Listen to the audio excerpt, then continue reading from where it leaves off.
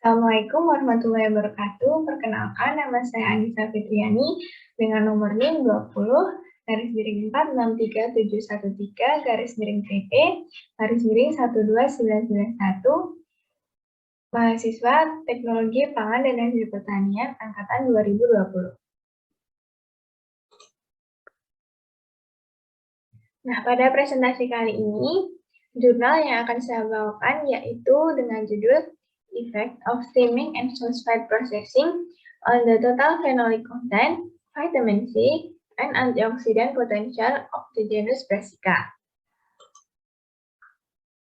Ada 4 bagian yang akan saya sampaikan, yaitu Introduction, Materials and Methods, Result and Discussion, dan yang terakhir Conclusions. Masuk pada bagian pertama, yaitu Introduction.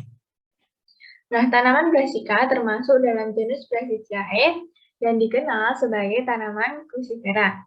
Nah, tanaman Brassica yang biasa digunakan sebagai sayuran antara lain brokoli, bunga kol, kubis, dan juga lobak. Nah, tanaman ini memiliki sifat antikarsinogenik dan kaya akan senyawa antioksidan. Nah, penelitian pada jurnal ini difokuskan pada bagian dari sayuran yang tidak dikonsumsi namun memiliki nilai gizi tinggi dan biasanya hanya dibuang atau digunakan untuk tujuan yang bernilai rendah. Nah, proses pengolahan sayuran Brassica ini akan mempengaruhi kualitas nutrisi, terutama suhu yang digunakan karena dapat mempengaruhi kandungan antioksidannya. Nah, tujuan dari penelitian ini yaitu untuk menentukan efek dari dua metode memasak, yaitu perlakuan konvensional, yaitu yang digunakan yaitu steaming, dan phosphate pada warna, aktivitas antioksidan, kandungan fenolik total, dan kandungan vitamin C total yang berbeda pada sayuran Brassica. Nah, pada presentasi ini akan saya fokuskan kepada kandungan vitamin C. Masuk pada bagian kedua, yaitu materials dan methods.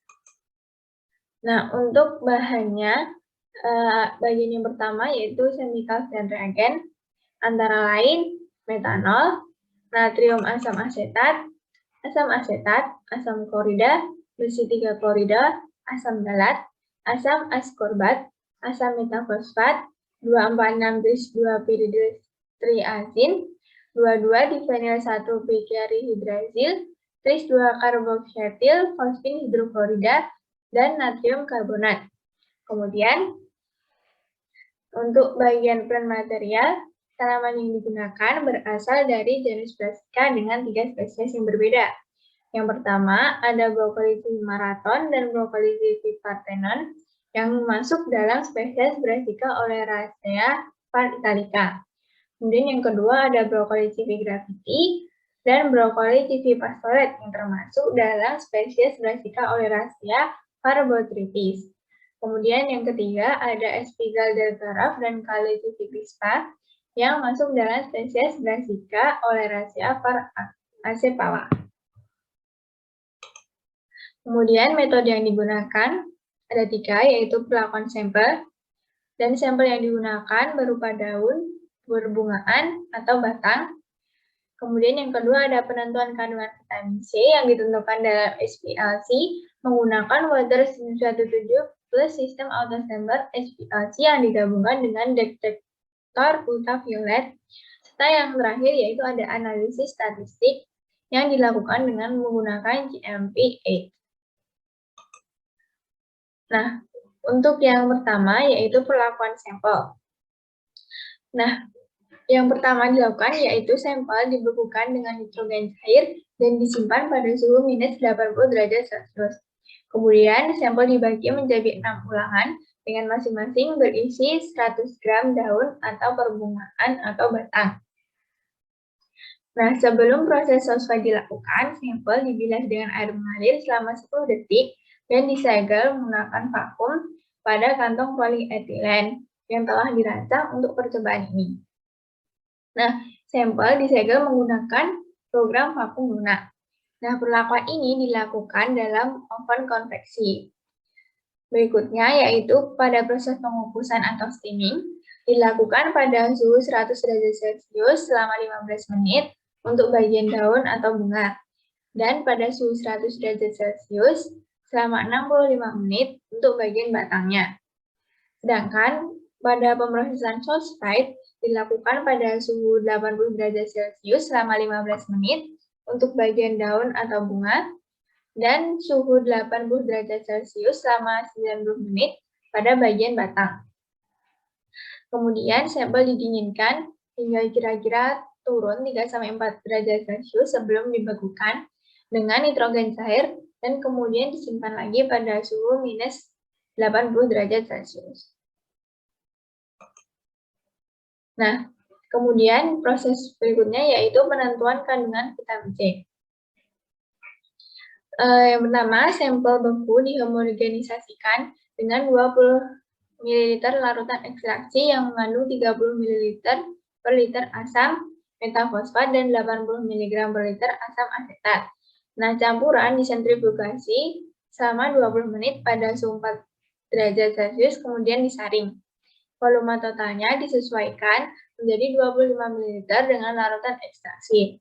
Berikutnya, sampel disaring lebih lanjut melalui filter 0,45 mikrometer dan alikuat campuran sebanyak 1,9 ml yang diperoleh, kemudian direaksikan dengan TCEP 0,04 molar sebanyak 0,1 ml selama 3 jam pada suhu kamar dalam keadaan gelap.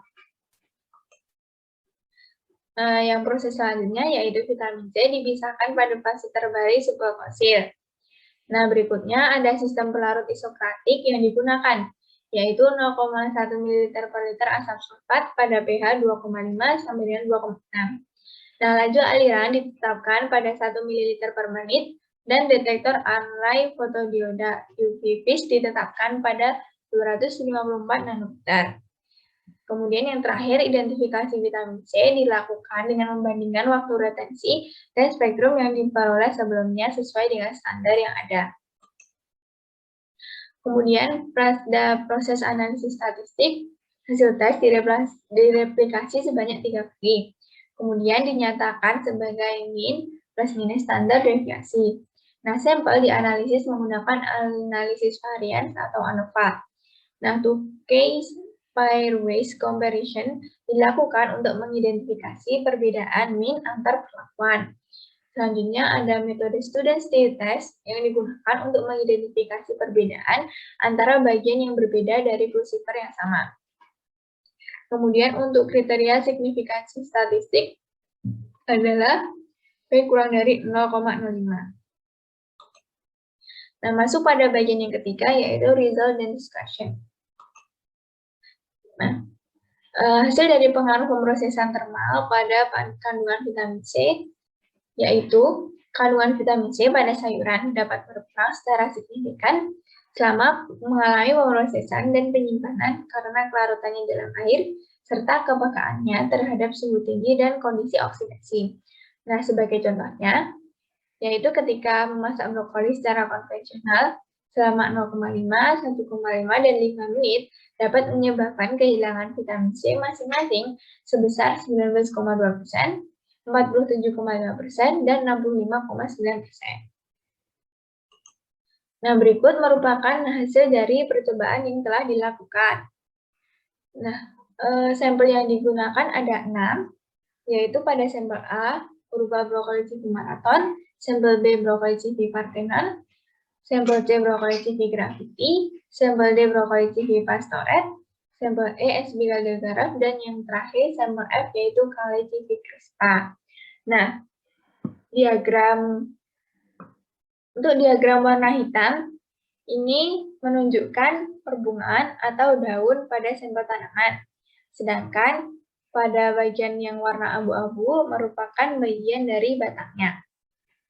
Nah, pada sampel C, yaitu brokoli CV gravity segar, memiliki kandungan vitamin C yang tertinggi dengan konsentrasi sebanyak 220,3 plus minus 17,1 mg per 100 gramnya. Nah, jika dilihat dari secara keseluruhan perbungaan atau daun sayuran segar, memiliki kandungan vitamin C yang lebih tinggi daripada batangnya. Namun, untuk beberapa varietas, yaitu pada sampel B dan sampel F yang segar, kandungan vitamin C pada batangnya lebih tinggi.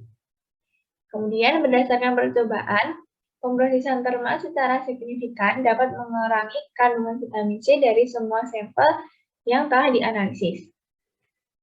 Nah, berkurangnya vitamin C yang paling tinggi terjadi pada perbungaan sampel A, yaitu Broccoli chibi marathon, sampel C yaitu Broccoli chibi gravity, dan sampel D yaitu Broccoli chibi pastoret, serta pada daun sampel E yaitu Espiga delgara. Nah, kemudian pada bagian batang sampel A, yaitu Broccoli chibi marathon, sampel C yaitu Broccoli chibi gravity, sampel D yaitu Broccoli chibi pastoret, sampel E Espiga delgara, dan sampel F Calici crispa memiliki kandungan vitamin C yang lebih tinggi dibandingkan dengan perbungaan atau daunnya setelah dilakukannya proses steaming dan phosphate. Nah, kemudian pada sampel B, yaitu Broccoli chibi parthenon, tidak ada perubahan vitamin C yang signifikan setelah dilakukannya proses steaming dan phosphate. Nah, proses steaming yang mengakibatkan kehilangan vitamin C yang lebih tinggi pada batang dan daun Calici crispa dibandingkan dengan pengolahan phosphate. Nah, hal ini dapat disebabkan karena berkurangnya jumlah oksigen yang ada saat terjadinya proses phosphate. Nah, oksigen sendiri merupakan faktor yang terpenting dalam degradasi vitamin C. Kemudian masuk pada bagian conclusion. Nah, dalam penelitian ini, kandungan vitamin C pada sayuran brassica hilang atau mengalami penurunan selama pemrosesan termal. Nah, ketika memasak, perlu diperhatikan agar kandungan nutrisi pada sayuran ini tidak berkurang ataupun hilang. Bagian dari tanaman brassica yang biasanya tidak dikonsumsi dapat diolah sebagai sumber antioksidan serta nutrisi lainnya. Nah, hasil penelitian ini dapat membuka peluang untuk tanaman brassica sebagai sumber makanan sehat serta mengurangi jumlah sisa bagian tanaman yang dibuang sebagai limbah atau diproses sebagai produk yang tidak terlalu unggul. Sekian presentasi dari saya. Apabila ada salah kata, saya mohon maaf. Wassalamualaikum warahmatullahi wabarakatuh.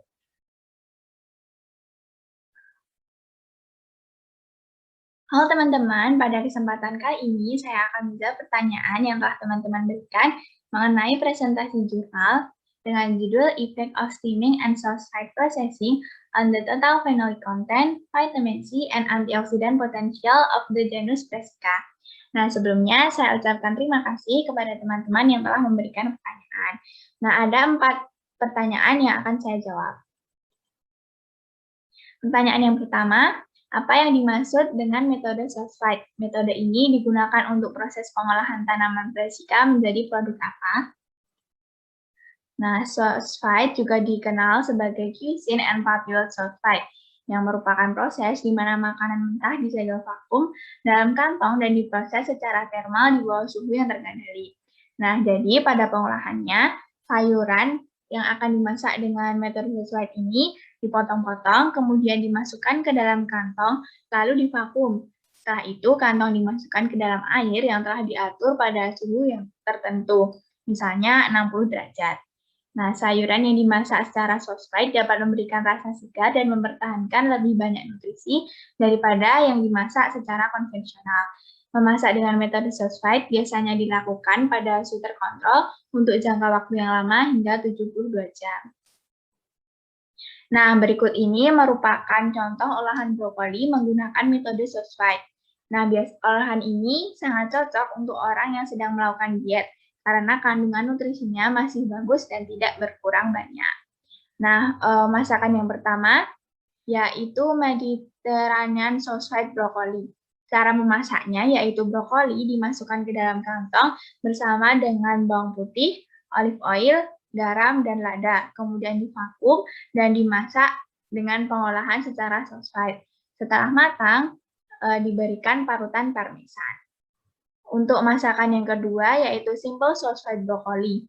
Cara pengolahannya sama, yaitu dengan menambahkan salted butter ketika dimasukkan pada kantong. Kemudian, olahan yang ketiga, yaitu sausage broccoli with pecorino romano and lemon. Caranya yaitu dengan memasukkan brokoli, olive oil, garam dalam kantong, kemudian divakum dan diproses secara sosfide. Setelah matang, diberikan perasan lemon dan parutan pecorino romano. Untuk pertanyaan yang kedua yaitu, mengapa bagian bunga atau daun dan batang tanaman brassica diberi perlakuan suhu dan waktu steaming dan sosfide yang berbeda dalam penelitian ini? Nah, karakteristik dari batang dan daun atau bunga tanaman brassica, terutama brokoli, jelas-jelas berbeda ya. Nah, hal ini tentu mengurangi penggunaan suhu serta lama waktu yang digunakan untuk pemasakan atau pengolahan. Batang brokoli ini memiliki tekstur yang lebih tebal dan keras, sehingga membutuhkan suhu yang lebih tinggi dan waktu yang lebih lama agar menghasilkan tingkat kematangan yang sesuai. Nah, kemudian pertanyaan yang ketiga, pada metode penentuan kandungan vitamin C, mengapa sampel diberi perlakuan dengan disimpan dalam keadaan gelap? Nah, sebelumnya, vitamin C ini merupakan jenis vitamin yang paling tidak stabil dan mudah rusak selama pemrosesan atau penyimpanan. Nah, suhu dan cahaya sangat berpengaruh pada kestabilan vitamin C. Apabila vitamin C terpapar cahaya, dapat teroksidasi menjadi asam dehidroaskorbat yang bersifat reversibel. Namun, jika asam dehidroaskorbat ini tidak tereduksi kembali menjadi vitamin C, maka asam dehidroaskorbat akan dihidrolisis menjadi asam 2,3-diketoglukonat, kemudian menjadi asam oksalat dan 1 asam treonik. Nah, sedangkan pada uji ini yang kita perlukan adalah vitamin C. Sehingga untuk menjaga agar vitamin C tidak teroksidasi atau rusak, dilakukan perlakuan pada keadaan gelap. Untuk pertanyaan yang tepat, yaitu mengapa kandungan vitamin C yang berkurang secara keseluruhan setelah dilakukan pengolahan steaming lebih banyak dibandingkan pada pengolahan sosfide. Pada proses pengolahan sosfide ini digunakan kantong polietilen. Nah, penggunaan kantong ini dapat mengurangi kehilangan vitamin C pada sayuran karena vitamin C akan tetap berada di dalam kantong dan tidak ikut larut di dalam air. Nah, sedangkan ketika diolah secara steaming, kandungan nutrisi pada sayuran dapat keluar ikut larut dengan air. Oleh karena itu, pengolahan dengan sosfide mengurangi kehilangan vitamin C lebih sedikit dibandingkan pada proses steaming. Nah, berikut ini merupakan sumber referensi yang saya gunakan untuk menjawab pertanyaan. Sekian presentasi dari saya. Terima kasih. Wassalamualaikum warahmatullahi wabarakatuh.